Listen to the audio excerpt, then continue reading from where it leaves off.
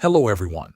Today I am going to show you how to unlock the Invest feature in your OnePay app.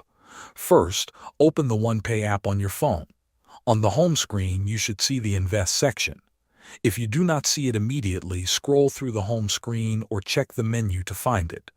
Once you find the Invest section, tap on Unlock next to it.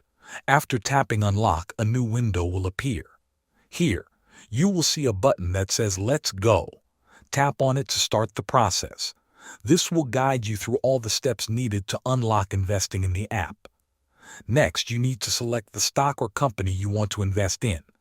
You can search for any company you like in the search bar. After selecting the company, enter the amount of cash you want to invest in that stock. Make sure the amount is within your available balance in OnePay.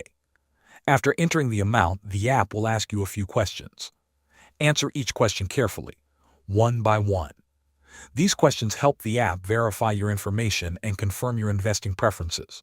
Once you complete all the questions, your stocks will be purchased automatically.